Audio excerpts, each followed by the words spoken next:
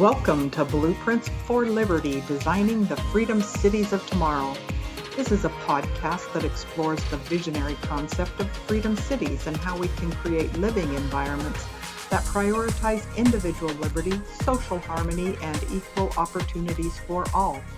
We look back through history to see how the past informs the future and how people can self-organize in their communities to support Welcome. We are so self-sufficiency. excited to have Dan We also McMillan look with us to today. develop leaders He that are is, moral I and believe, he'll ethical in a correct me if world I'm that is wrong, the spinning out founder of of Save control. Democracy in Tune in to America. be part of the He's conversation the shaping founder and the executive future of our director, communities. and he's a writer. He's based out of New York City. He has a PhD in German history from Columbia University and a law degree from Fordham. He worked on a book. He is a book editor, I should say, and a history professor, which, you know me, I love history and I love history professors. Also served as a prosecuting attorney. He left his job at the Brooklyn DA's office to become a writer. And in 2014, he published his first book. They acclaimed, "How Could This Happen? Explaining the Holocaust." So on that note, I will say the reason that I invited him here is partially in our conversations. He's very optimistic about our country. And even though both sides of the aisle will tell you we're out to save democracy, I think he has some ideas that the politicians haven't raised and ideas that I believe are empowering to Americans. And so on that note, I'll let him do a little more introduction of himself, and then he can just jump right in to tell us how he plans to save democracy. Well, thank you so much for that gracious introduction, Cheryl. So, after I published my Holocaust book, I thought my second book was going to be about money and politics and how it's damaged our political system and how it's basically robbed us of our voice in government. And I did about several hundred pages of writing in different unpublished writing in different pockets and more than 6 years of research. In the spring of 2020, I decided that publishing another book was not going to move the needle, and that ultimately the only way we're going to get reform on the money problem is for, a massive number of Americans on both sides of the aisle to stand up and say, we've had enough of government for sale and we want a reform. We want change. Because the thing is, the folks in Washington are now so thoroughly dependent on their donors. They can't give us reform of money in politics. They can't fight against money in politics. They're too busy raising it.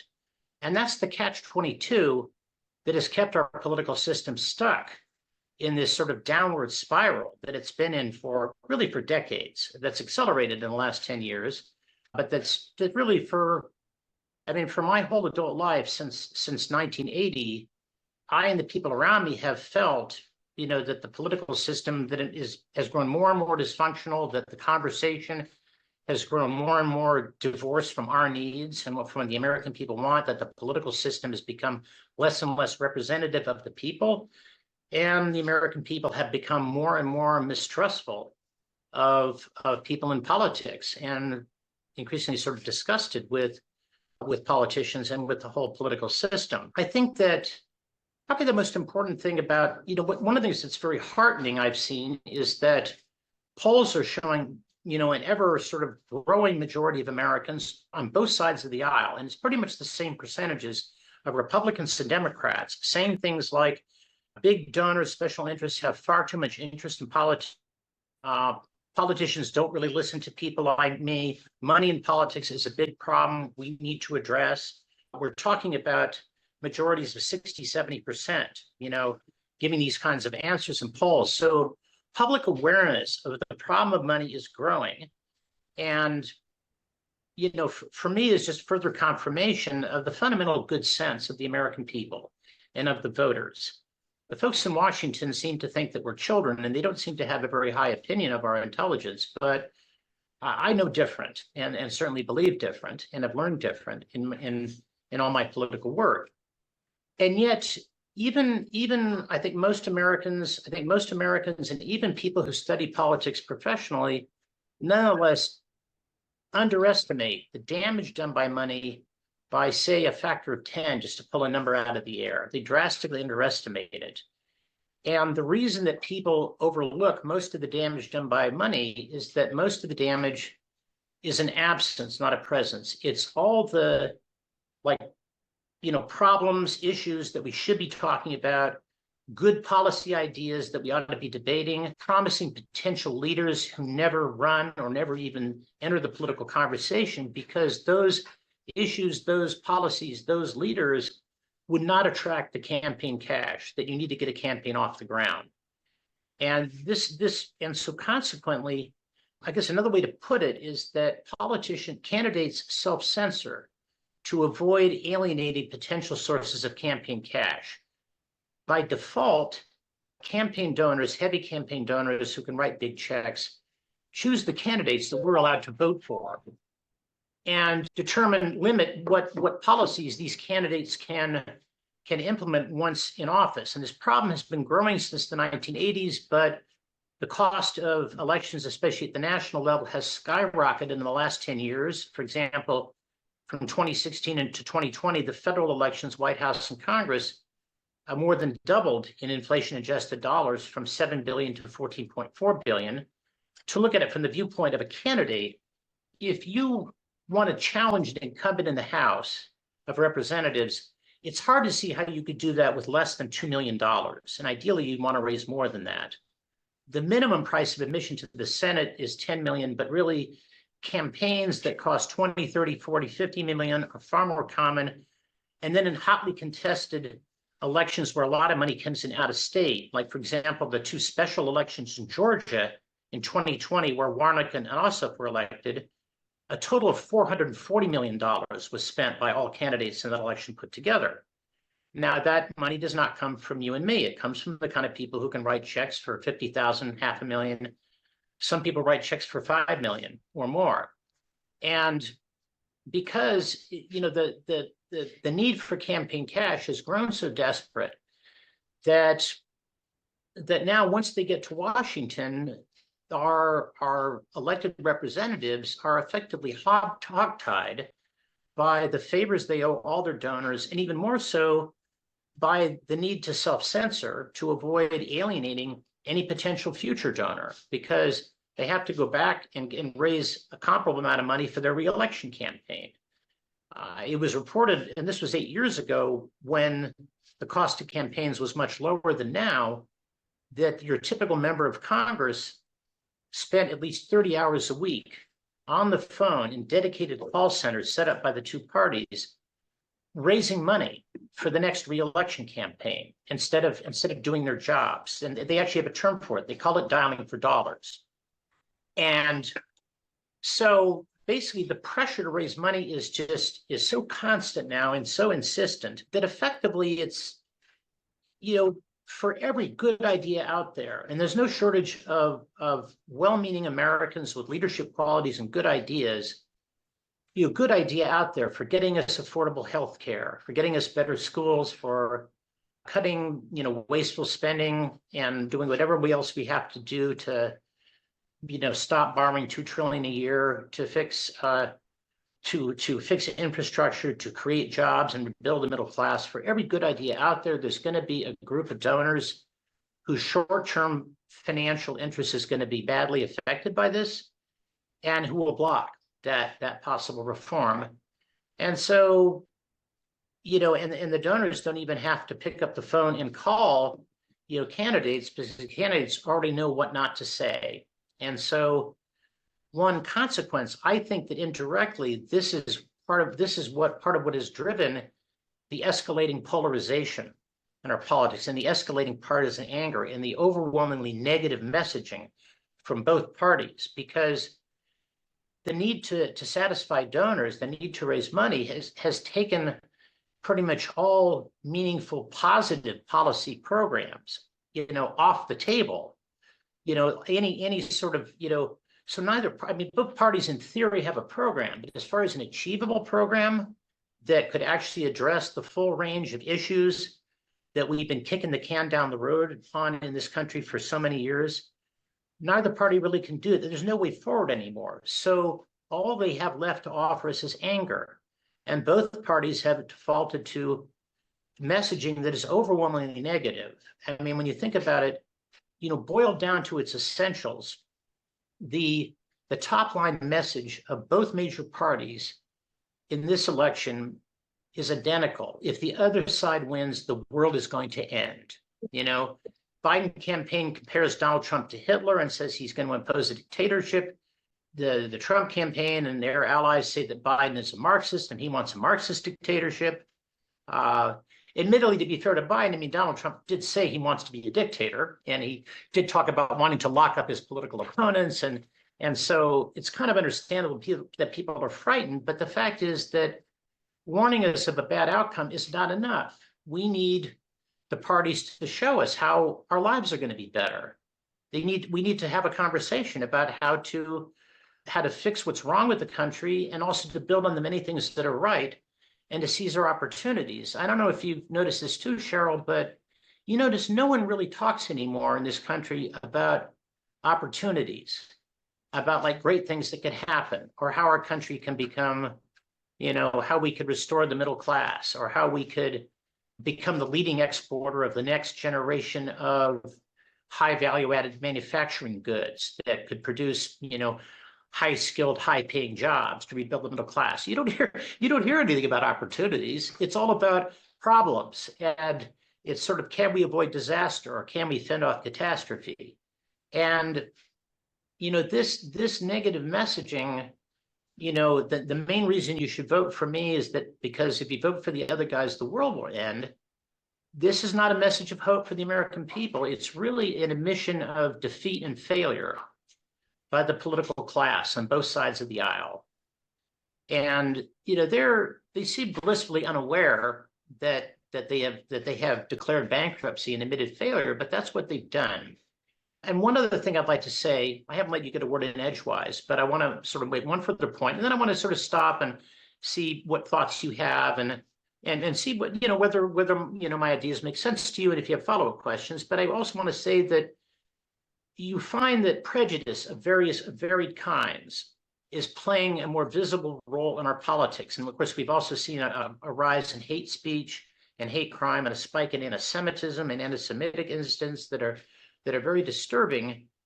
And I think that some of this also indirectly comes from the money, because, Cheryl, we've always been the most diverse of the world's democracies, racially, ethnically, linguistically, culturally, and religion. And so a kind of a favored way that sort of entrenched powerful interests, people with wealth, have stayed on top, is divide and conquer. Keep all the working class Americans from recognizing that, hey, all of us who are sort of at this level, sort of working class people, we kind of all have the same economic needs, and we're all getting the short end of the stick economically, and we got to get together and sort of demand some satisfaction from our government. Well, the way that so often that's been prevented, or the folks on top have avoided having to serve us and take care of us or deal with our concerns, is to say, well, you're not working class, you're white. You're not working class, you're Black. You're not working class, you're Christian. You're not working class, you're a Muslim, or you're not a Christian. Another way to put it is, there's a gross oversimplification, but I think for a number of years, for a long time now, really, from the Republican Party, a common sort of message, kind of maybe the dominant message is, your problem is not, say, the Wall Street firms that pay for my campaigns and all my colleagues' campaigns, and that crashed the economy in 2008, so you lost your house in foreclosure, and who don't pay their fair share in taxes, so you end up paying a larger share maybe than you should. No, your problem is minorities who suck up your tax dollars by sponging off government programs. Your problem is immigrants who want to steal your job. Your problem is godless advocates of abortion on demand who don't respect your religious faith. And the Democratic message is only a little bit different. Your problem is not the Wall Street firms. Your problem is racist, gun-toting rednecks in flyover country who, will never give you a chance, will always hate you for the color of your skin or who you love, and who don't care if your child gets slaughtered at a school shooting, and want to ram their religious faith down, their Christian beliefs down your throat. And all these issues are important. The place of religion in American life is important. The decline in religious faith and religious observance is very important. And I personally think it's a terrible loss for our society. I don't know what exactly we can do about it, but it is, something that we ought to be talking about. Immigration is very important. Abortion, of course, could not be more important. It's a moral issue of national importance. But it's also true that both parties milk these issues for anger instead of looking for solutions. And both parties increasingly, they stereotype the voters of the other side. And over time, this is having an effect. They are succeeding in turning Americans against each other. And you do see in opinion polls, a recent poll where, I mean, it was north of 60% in both cases that, Democratic voters thinking that Republican voters are like more likely to be, or immoral, or more likely to be immoral, and Republican voters saying the same thing about Democratic voters. But I refuse, and the elite narrative is, oh, the voters are so angry and therefore politics is becoming angry. But that doesn't make any sense. It doesn't make any sense for two reasons. One is they don't listen to us and we have very little influence on what they do. So it's hard to see how we drive this. And also 330 million people don't spontaneously become more angry or cranky, This is the anger in our politics and the sort of negative ways that Democrats and Republicans, I think, more and more can stereotype each other is poison that is generated at the political level. And then it's for political reasons. And I think in partly, a lot of it from the perverted incentives of this money-driven political system, the reasons that I've described. Anyway, I've run my mouth for quite some time. I haven't let you get a word in edgewise. So why not just take a step back and, what do you think of these ideas, and do you have any questions? Oh, I have lots of thoughts, always do, and some questions, but I very, everything you've said, I agree with. I remember, I think one of the most disheartening things to me was, and I'll step back for just a second, in the mid 1970s, I remember there was, they wanted to pass the Equal Rights Amendment. Yeah. There was this major campaign of people writing in to express their views. Yeah. Whether you agree or disagree with it doesn't really matter at this stage of the game, because what happened was enough people made their voices heard, and that was ultimately what killed it, because people made their voices heard. And to some degree, the politicians, I wouldn't say the politicians per se, but the system somehow listened to that. Just recently, there's been several grassroots campaigns that I've been involved in that have called our senators, written our congressmen, done all of that, and just overwhelmed the system with our voices. And what they did on Capitol Hill, because they still have landline phones, I guess, I don't know if you want to call them landlines, they picked up the phones and took them off the hook. Really? Yeah. So that you can't call your senator anymore. Yeah. So if you overwhelm the system and say, hey, these, this is our voice, this is what we want, this is, like I said, it doesn't really matter what the issue is. What they're saying is, we don't want to listen to you. We've already made up our minds, and we have other people who are driving this agenda. And I do agree that it's gotten significantly worse, since, the 70s, 80s, that time frame. But even still, being a professor of history, you kind of can, I'm sure, agree. Politics has always been a blood sport, and if we go clear back to the early days of our founding of our country, I mean, Aaron Burr got shot, by his political opponent. I don't pretend to think that back then is as bad as it was today, as it is today. But it still is. I think part of the reason is because of the media. I think the media plays a huge role in driving this division. And it doesn't matter which side of the political spectrum you're on, depends on which, if you listen to this media, you're going to hear how bad these people are. If you listen to this media, you're going to hear how bad the other side is. And they humanize each other. And but what's interesting to me is I have people who think totally different than I do politically. We're worlds apart on where we are politically. And yet we're still friends. We still hang out together. We still have conversations. Yeah. And I highly respect her. And I understand where her ideas and her thought processes come from. She thinks the same of me. And it's rare. It's interesting. It's rare to have that kind of relationship with other people, but it isn't rare. Do you know what I mean? It's rare to have it with, it's becoming more and more rare, unfortunately. And I just think, like even when we have the debates, you have to poll at a certain number. You have to have so many donations from so many people. And why? Why? If I'm running for president, why can't I be on the stage? Why? Even if there's 20 people, then there's 20 people. And it'll filter down, who wants to listen to 20 people for 5 hours? I must admit, it's kind of would be interesting. But still, I don't think that the criteria for being on the stage should be how much money you can raise or, what your poll numbers are, because your poll numbers might simply be a reflection of the fact that you don't have a lot of money and you're not getting a lot of traction because you're not getting enough media attention. The media hasn't dubbed you as their darling.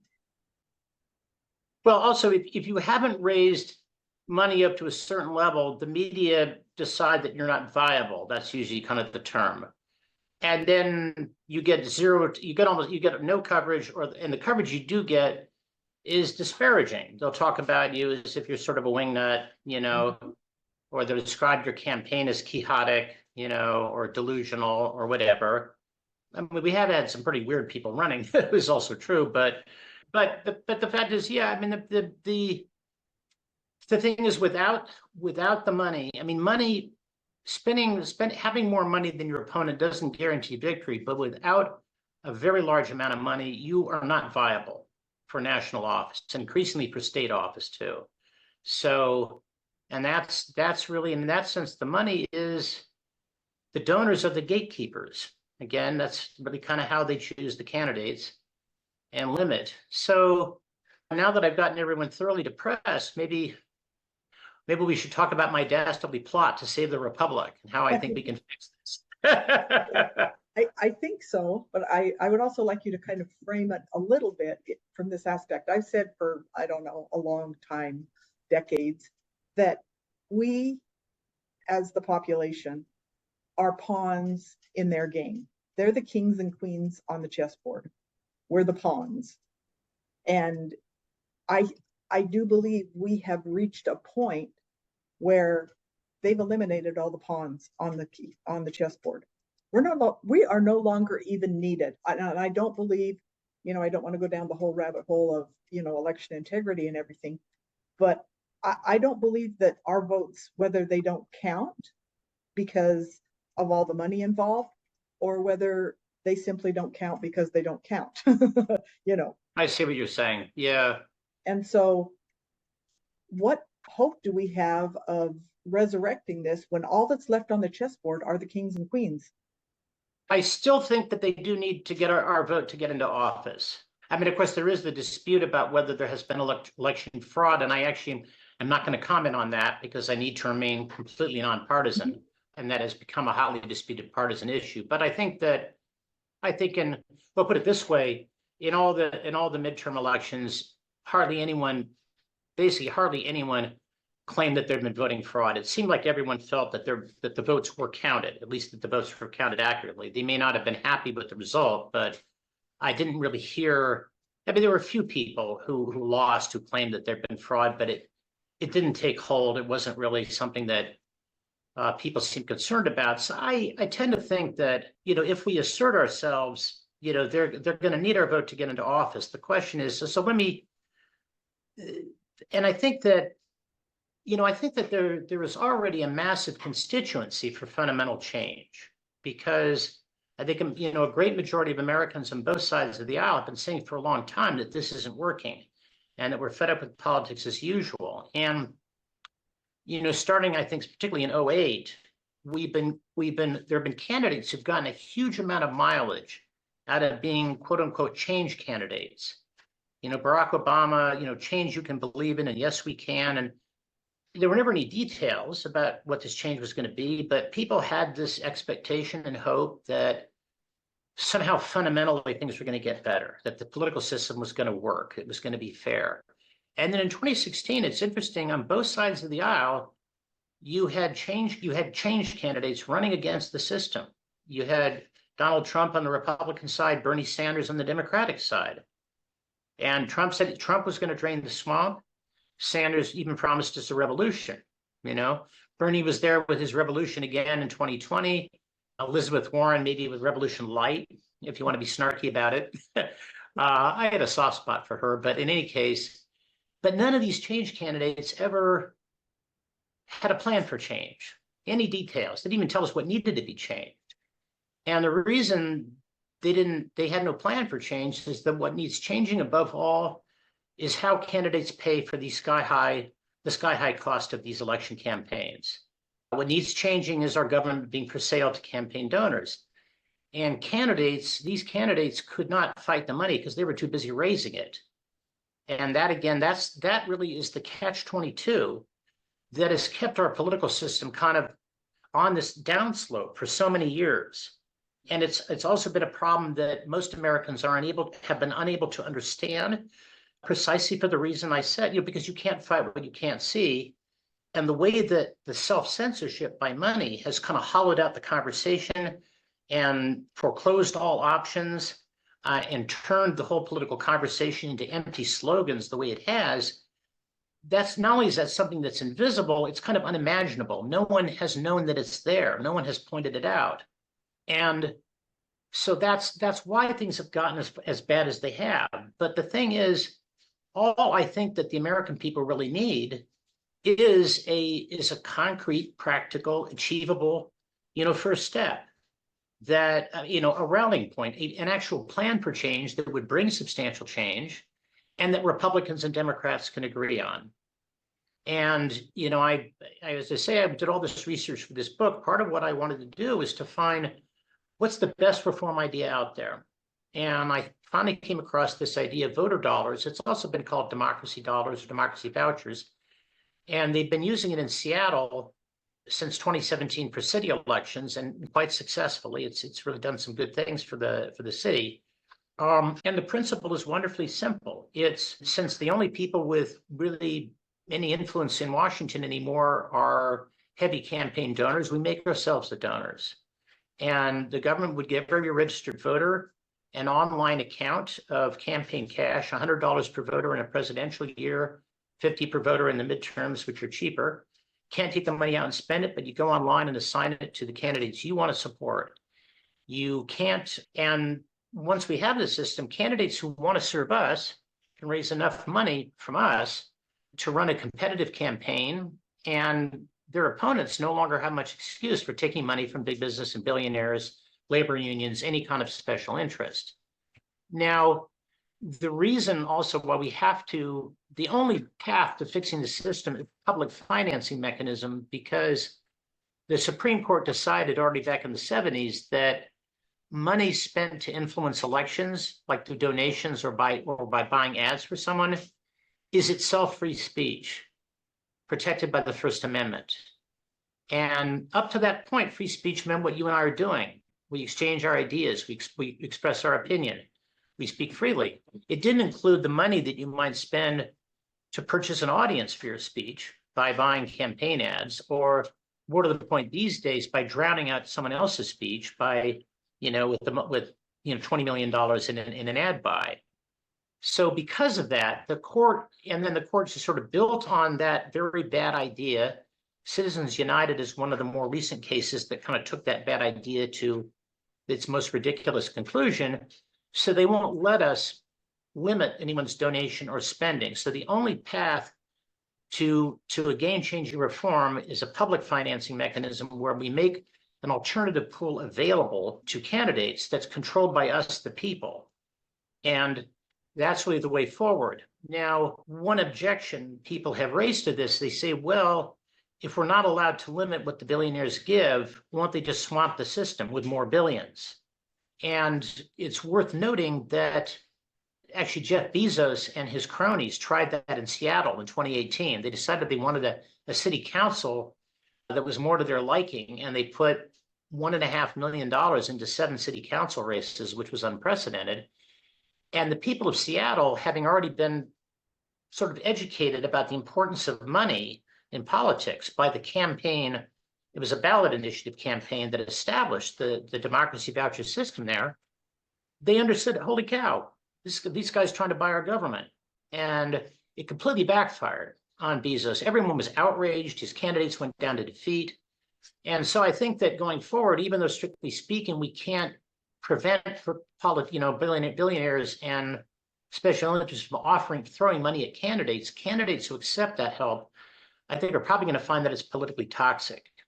And, none of us has a crystal ball, but at a minimum, what it does is it levels the playing field enough so that people who want to serve us can get a viable campaign off the ground. And also what's nice about it is that we can get Americans, from all walks of life. Right now, the Congress is a millionaires club because to challenge an incumbent, you kind of have to be a millionaire with millionaire friends. So you can hold a fundraiser at the country club that you all belong to.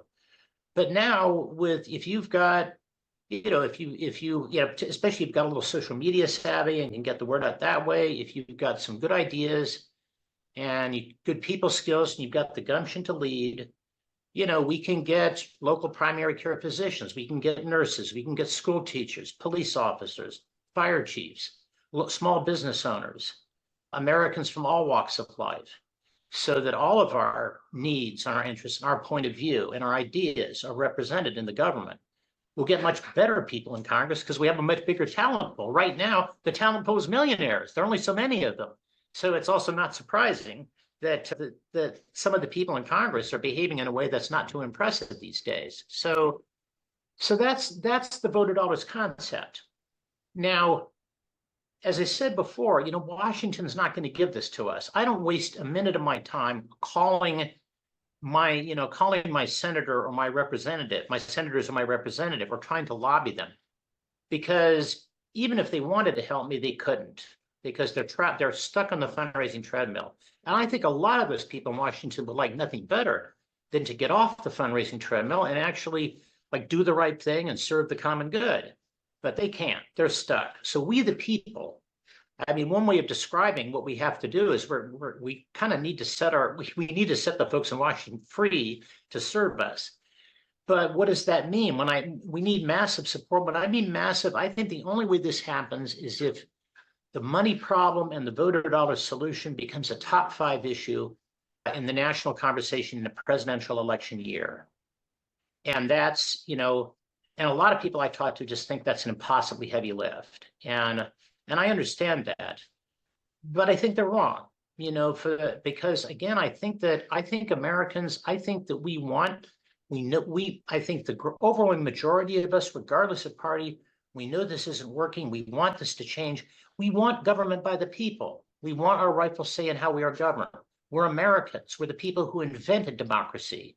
It's not right. This current system is un-American, really, among many other things that it is. And the thing about voter dollars is it has so many things going for it. You can summarize it in 4 words: make voters the donors. It's common sense. Whoever pays the piper calls the tune. If we want to call the tune in Washington, we're going to have to pay that piper. We're going to have to fund those campaigns. It directly empowers voters. Right now, so many Americans feel so discouraged. We feel powerless because to a very large degree, we are powerless. We should still all vote. And it does matter who's the next president and who controls Congress. But ultimately, our vote doesn't count for anywhere near what it deserves to count, what it should, what our founding fathers wanted to count for. And what this does is it says here, we will literally put the coin of political influence into your hands to do as you see fit. And candidates are going to have to come to you and ask you not only for your vote, but for something they need a lot more urgently, which is the cash, without which they can't ask anyone for their vote. So it really kind of shows people this is how you get back in the driver's seat. And I think finally, best of all, this is something that I find absolutely has bipartisan support. I get as much enthusiasm from Republicans as I do from Democrats. sometimes there's a little hesitation among Republicans because if you say the words campaign finance reform, that's sort of coded as a Democratic Party wish list item. But the reality is that no one in either party in Washington has done anything meaningful on money in politics since McCain-Feingold in 2002. That was a bipartisan, law in 2002. There have been a few people on the left, like Bernie Sanders, who've made a little noise about money in politics, but they haven't offered a solution. And they're going to be making a lot less noise going forward because they're desperate for money also. And the thing is, no matter how much we disagree on abortion, guns, any other issue, none of us are okay with our government being for sale. And I've demonstrated the cross-partisan appeal of this in a number of ways. I got a lot of different data that show this. One is that I've had almost 100 media interviews on outlets that run the gamut from very progressive to very conservative, probably 60% to 2/3 on conservative talk radio, because talk radio leans more conservative. And, even though, they're Republicans and supposedly campaign finance reform is something Democrats want, I explain this to them and I just talk about money in politics, and they are very enthusiastic about this. In fact, and frankly, I've spoken by now to at least 1,000 Americans, one-on-one or in small groups, since I started this. And Americans from different parts of the country, all walks of life, all political stripes, I'd say 95% of the people I talk to just love this idea. And they agree with me, oh God, money's a huge problem. Voter dollars, great idea. It's so practical, so common sense. Most of those people say in the next sentence, but you'll never make it happen. But, my rejoinder to that is, well, if everyone thinks it's a great idea, then how do we not make it happen? How is it impossible?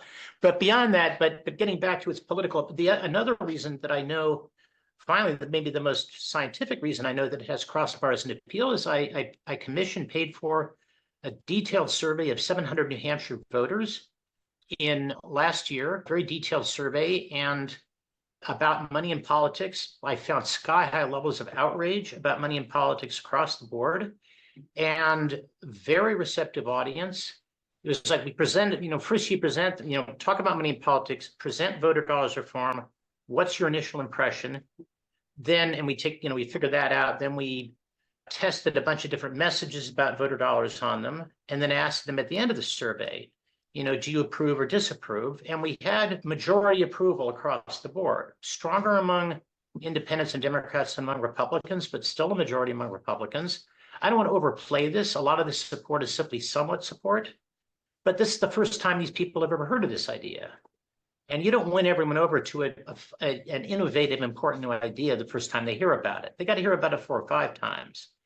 And one other thing, I guess, and what I've really been finding and leaning into more and more is that this is a unifying issue that can bring us together and help kind of dial back the partisan anger, because it's, we're all, what I like to say, whatever I can, is that, our fellow Americans are not the enemy.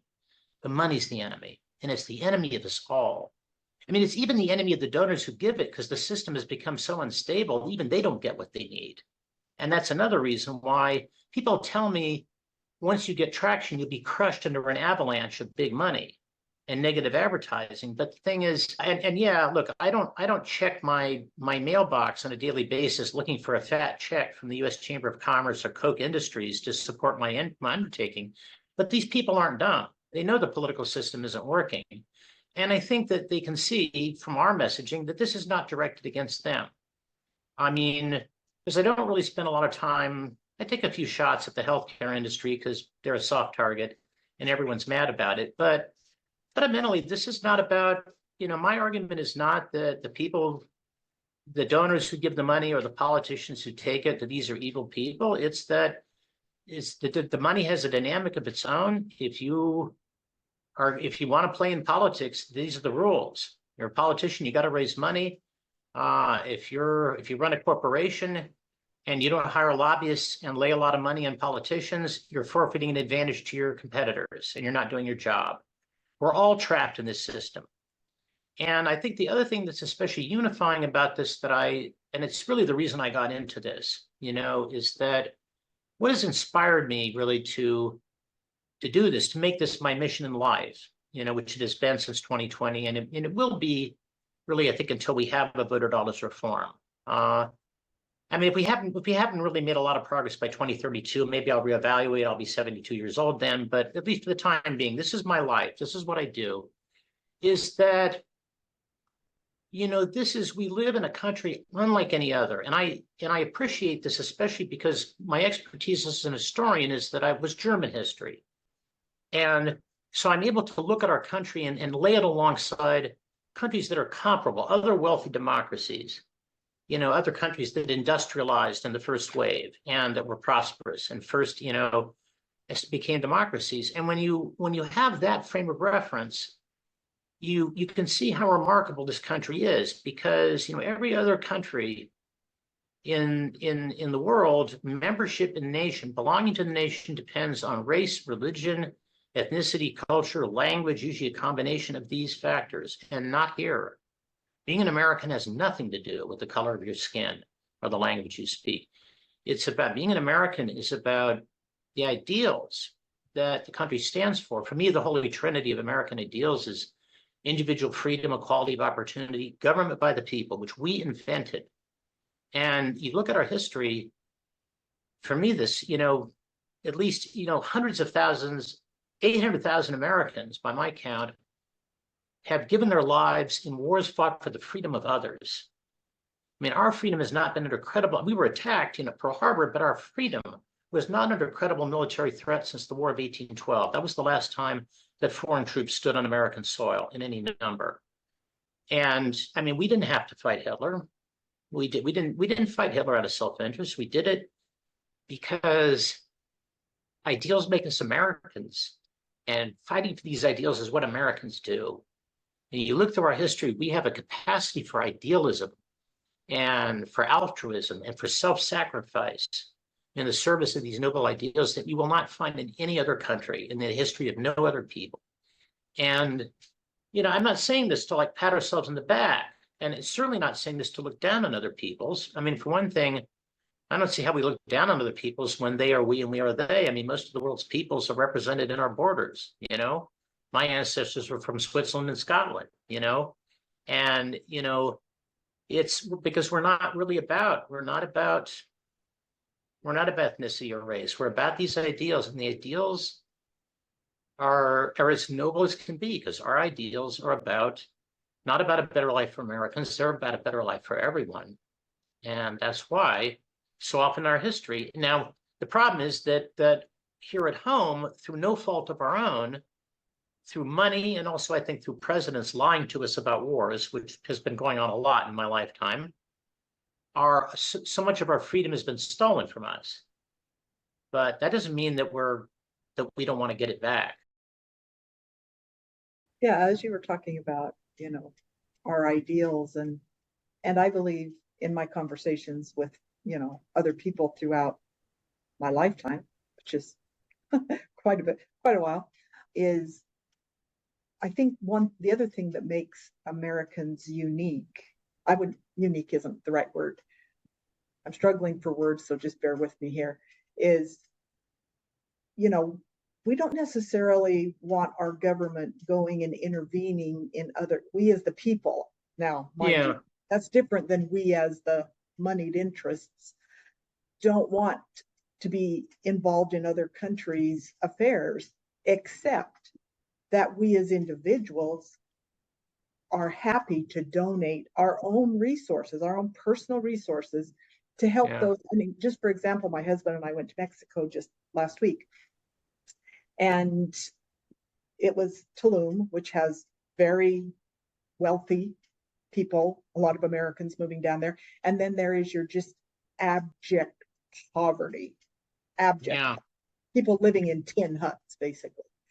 And my husband, he lived in Venezuela for a while, many years ago, and he's always had a really soft spot for these, poorer people. We stayed in a nice hotel, but when we went to eat, he wanted to go to these poorer places. He wanted to support these local people, and he wanted to stop at the little stands and make sure they were, that we didn't get sick from, sometimes they don't wash their food the way we're used to. The American people want to be a beacon of hope to the rest of the world.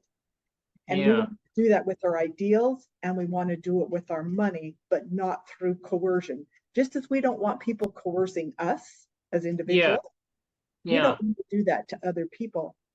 And so I think that's amazing. But I do have a question, if you don't mind going a little over here, because I'm always looking at logistics. I'm very fascinated by legislation, and I like to think of all the what ifs.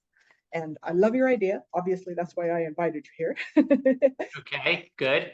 I want to support your idea. But the first thing that comes to my mind is, okay, let's say I got X number of dollars in, fund where I can donate to the candidate of my choice. Number one, I feel like I would have to donate early so that they would have the money to run their campaign. But then what if I find out, several months in, or, we always are in favor of these October surprises in the presidential election, that, oh my gosh, this guy he's an absolute criminal or woman, whatever, that they're not the person we thought they were. And here I've been donating to them. Do you have any ideas or thoughts about that?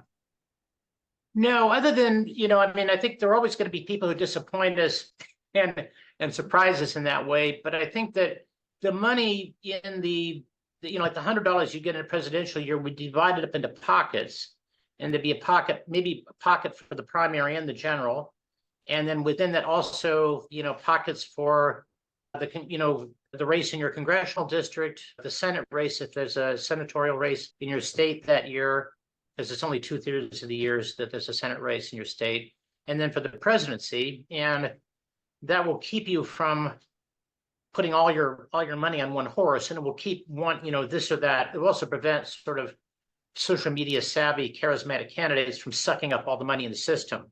I think, obviously you're always free to donate extra money of your own, but your voter dollars should only go, for races in the House, should only go to the House race in your district, for the Senate race only for your senator, not for other states. I like that. But of course, you're free to make additional donations if you want to. But the thing is that most Americans really don't have enough cash lying around that they feel they can afford to give it to politicians. And also, since our small dollar donations really have, so little impact on how the politicians actually behave, it's there's not much incentive at present. And what's remarkable to me in a way, it shows something about the determination of Americans to participate and have some say in their government. How many Americans more and more have been making small dollar donations to some candidates, because small dollar donations are going right up. But unless you make it available for everyone so that all Americans can have some money to donate, it's not going to change the system. I guess, since I think you said that we're going over, I guess, let me just say in conclusion, sort of to people, if you like what I'm doing, how you can help. And, I used to have a donate button on my website, but I removed it because what I really want from my fellow Americans is validation. I go on radio and TV, I speak in person, podcasts, and I make my best case. But the people who hear me don't know me from Adam. But people who know you personally and trust you and respect you, our message about getting money out of politics is always going to be 100 times more powerful coming from you than it will ever be coming from me. And so you shouldn't think that you can't move the ball down your field, because we can. I mean, ultimately, the way this happens is that the word gets out and more Americans tell each other. And you don't even have to necessarily be sold on voter dollars right now. But if you just think that this idea is worth talking about and is interesting, if you can go to my website, and let me give the URL, it's savedemocracyinamerica.org, savedemocracyinamerica.org, or you could Google me, Dan McMillan, Money in Politics. You'll find us quickly enough. And there are links on my website to some of my media interviews, there are FAQs. If you can share our website or some of my interviews on social media, or just email them to friends, or just tell friends in conversation about hearing my conversation with Cheryl today, that's how, because the biggest obstacle we face ultimately, and everyone who's working on reforming the system says this, the same thing, is that we the people have been disappointed so many times, and we've been misled so many times, and we've been promised change so many times without someone delivering, that a lot of Americans have become very pessimistic and feel that the system is so corrupt it's beyond redemption and it can't be fixed. And so the challenge is to give hope. And the way that you can give your fellow Americans hope by telling them and saying, look, this is a good idea. There is an idea out there that can fix that. Because ultimately, as I say, the support is there. The constituency is there for fundamental change. We want change. We're just waiting for someone to show us how. And my argument is that this is how. It's not the only how. There's lots of things that we can do next to further, put ourselves in the driver's seat and compel, our elected and encourage our elected representatives to serve us and to weed out corruption and other problems with the system. But this is probably the single most impactful first step we can take. And it's a step that Republicans and Democrats are willing to take together, and which I think is essential. And so it's, I guess, for those reasons that I know that so many people are discouraged, and I've had a lot of people. I mean, if I had $1 for every time someone compared me to Don Quixote, I'd be a wealthy man. But, I think the odds are in our favor because ultimately we're Americans. We're not just any people. Government by the people is central to who we are. Nobody does it better than we do unless we're thwarted by forces beyond our control.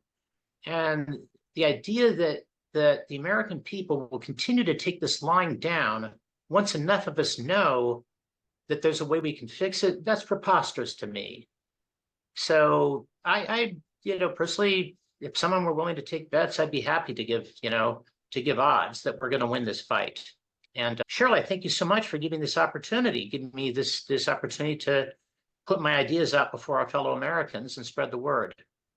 Well, thank you. I appreciate it. And because I am in support of your idea and definitely want to share it, a couple things come to my mind that I think could probably easily be addressed with this issue is if people wanted to donate additional monies, that would be great. But, Act Blue and Win Red are the two main grassroots, platforms for small dollar donations from individuals. But they've been hijacked. They've been hijacked by people who take your name and then they take large amounts of money and donate in your name, and you don't even know that they're using your name. So I think that would have to be fixed. But the other thing is, and I really don't know, I'm being very honest where I stand with Citizens United and all that kind of stuff. I've got a libertarian streak in me, but I don't think, and this much I do know, I don't think that a large organization's voice should count more than my voice. If they want a voice, their voice should be equal to my voice. And maybe they are limited in the amount that they can donate. And maybe they have to donate through this platform. Maybe as an organization, they get their $100 or whatever. And sure, so then they have the opportunity to share their voice and make I mean, if you want to give a major corporation $100, 100 voter dollars, I could live with that. Yeah, I know. The current system right now under Citizens United, they can donate billions if they want to super PACs. They can donate unlimited amounts to these entities that can then spend unlimited amounts to help candidates they like or hurt candidates they don't like. And we the people are out in the cold. But so and I, once again, I thank you. I thank you for sharing this message. And I think any messages of hope that we can share, and I agree with you, this is one solution, and I'm sure there's many out there. And I've promoted other ideas of my own, obviously on my own platform here. But I think that's the other beauty to me of this country is we're a country full of ideas. We're a very creative society. We're a very creative people. Right. And our ideas should not divide us. They should unite us. And whether we agree or disagree, we can have a conversation about, well, okay, I may agree with this and you agree with that. And maybe in the end, we come to some kind of conclusion that, we can both live with, kind of thing. So anyway, on that note, I Yeah. once again will say thank you, and uh, I will certainly be sharing this with as many people as I can. And Thank you very much, Cheryl. I've really enjoyed our conversation. all right, thank you for taking the time to be on. Okay, take care.